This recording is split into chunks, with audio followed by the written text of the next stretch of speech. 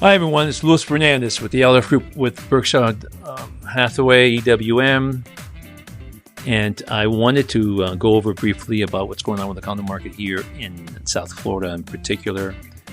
I'll just give you a little bit of a background, especially using the information from the Q3 report from ISG Market report, which is they're very good. They come out every quarterly and gives you an update what's happening down here in the Tri-County area, which is Miami-Dade, Broward, and West Palm Beach.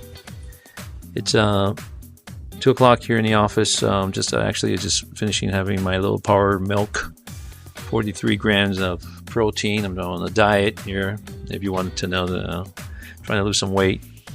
And I decided, let me do a little reporting here, because I think this is important information.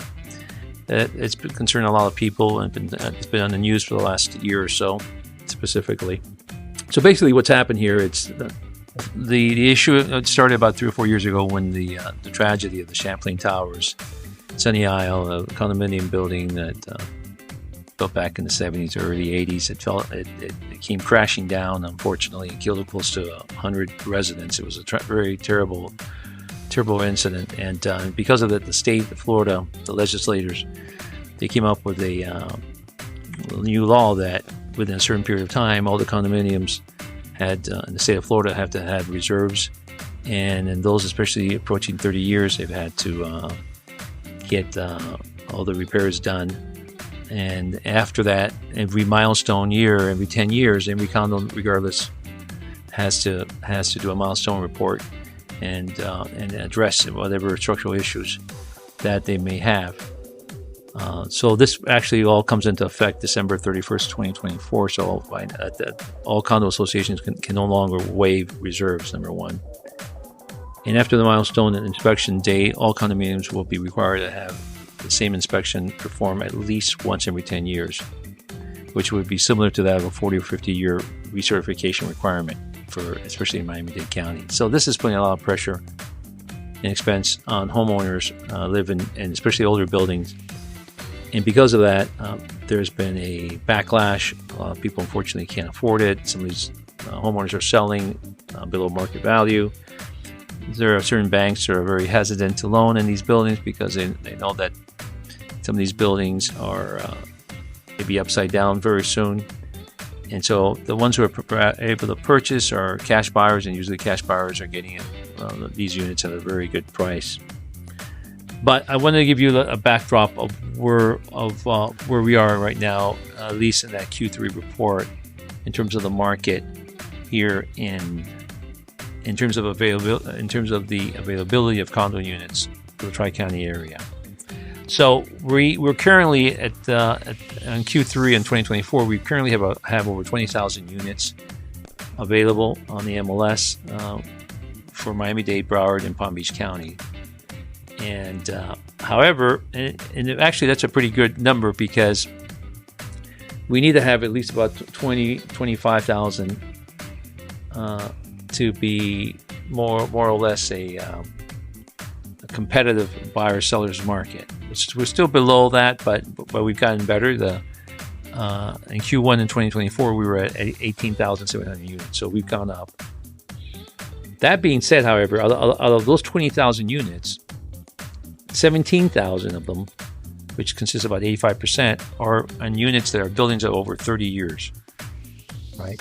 However, and so the other 15% or so, there are buildings that are either 10 years or 30 years less. And just to give you a breakdown on those particular buildings, the ones that are less than 10 years old, you only have about 526 units available in Miami-Dade County, 71 units in Broward, and 83 in Palm Beach at the time of this report. And for those between 10 and 30 years old, you have over 1,300 units in Miami-Dade, Broward 522, and Palm Beach 446 units. That's very, very low inventory. Very, very low inventory, and that's a serious issue. Now, if you take the total active condo listing in Miami-Dade, and Broward, and Palm Beach counties for condos less than 10 years, you've got less than 3 to 6 months supply And those units, again, you're looking at 680 units in those Tri-County area, which amounts to 3 to 6 months supply, which is still a seller's market for all intents and purposes. And those units are actually appreciating at a clip of 9%. And that is that's really amazing, because that's something that you're hearing, that, oh my gosh, the condo market's crashing, but it all depends. And also the units that are less than 30 years old, they're also appreciating at a clip of 9% as well. So for example, less than 10 years old, last year they were selling for $1.8 million in average, and now they're selling at $1.992 million. That's those are for units and buildings that are less than 10 years. And then the ones between 10 and 30 years old, they're selling currently at $1.25 million as opposed to $1.15 last year. Again, 9% increase. However, where you really get into the serious issue here is the ones that are 30 years and older. These have not appreciated. They actually have come down in depreciation at a rate of close to 21%, and there's about 24 months of inventory, and those are about 17,000 units out of that 20,000 total available. And that's where the issue here lies. If you happen to be an owner in one of those older buildings, yes, you're facing a major depreciation, and that's going to be a problem, unfortunately for them. The total active condo listing in Miami-Dade and Broward and Palm Beach County, again, 85% of them, of that 20,000 is those 30 years and older buildings. Now, an interesting graph here has to do with the transaction and price range. For example, the total available for sale between $500,000 and $1.5 million, they consist actually about 88% of all the transactions. And there's only 87 of those listings, and they're all located in Miami-Dade County. There's nothing in Broward and nothing in Palm Beach. That's crazy. And the rest of that 12% is condos above $1.5 million. So it tells you that, depending upon what building you're occupying, if you happen to be an owner, you're still doing very well in terms of appreciation, in terms of the value of your unit. And those units are always going to be in high demand. And just to put things into perspective, healthy market for us for availability of condo units in the Tri-County area, we have to be close to around 30,000 units. And we are nowhere near that. We're currently, right now in this decade, we only are expecting to generate close to 11,300 units, which are about 79 buildings in the Tri-County area, which we are going to be in a deficiency in terms of the supply side. So that's something that is going to be a serious issue for buyers trying to look for a place to live, because a single family home, which I'm not touching on this subject here on this topic, but just to give you an idea, on the Q3 report, there were close to 9,000 available single family homes in the Tri-County area in Q3. And again, to put in perspective what's a healthy market in terms of between buyers and sellers, in terms of being competitive, we're looking at about 20,000 homes, or 22,000 homes. And we only had 9,000. So we have a supply problem, because there's a lot of demand still for products here. And to give you an idea where we are as a state, we still have more than 963 people moving into the state of Florida on a daily basis, and half of them are settling down here in South Florida. And another interesting fact here, in terms of companies that are 4,500 companies, we've got over 219 that have moved in or are planning to move in the process down here in Miami.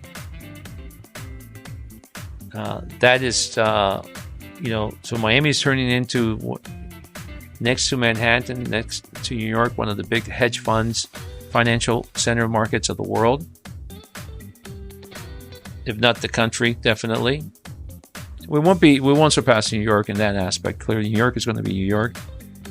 But here's a report that came out in Bloomberg in September that says that the number tells a story. For the first time, 6 fastest growing states in the South, in the South Florida, is Texas, Georgia, Carolina, and Tennessee are contributing more to the national GDP than the Northeast, with its Washington, New York, and Boston corridor. And these are government figures that going back to 1990. So in other words, these southern states are going to overtake the majority of the GDP growth of the United States. That's going to be incredible. So I hope this information was helpful. If you're looking to buy a condo here, look clearly. If you're looking at buildings that are less than 30 years old, they're still going to be at a premium, and it's going to be very selective. And the sellers still control that market for the most part. Buildings that are older, clearly you have much more room to negotiate with the sellers, and the sellers are selling those properties below market because they perhaps can't afford the maintenance and special assessments that's coming. And that could be a good opportunity to buy, because if you can weather the storm for the next 2 or 3 years, then on the opposite end, you're going to be holding on to a phenomenal piece of real estate property that you can demand top dollar. So listen, I hope this information was helpful, and thank you so much for listening, and continue to listen, because we're watching out for you in the best interest of your property. Remember, we are the LRF Group team. We are licensed in New York and also in Florida. And by the way, I promise that I will talk more about New York market, because we do sell in New York and we buy in New York. We have clients up there, and we're located in our Madison Avenue office there. So I will talk to you a little bit about the real estate markets happening in Manhattan in particular. That's our niches on the next show. So again, till next time, all the very best. Bye-bye.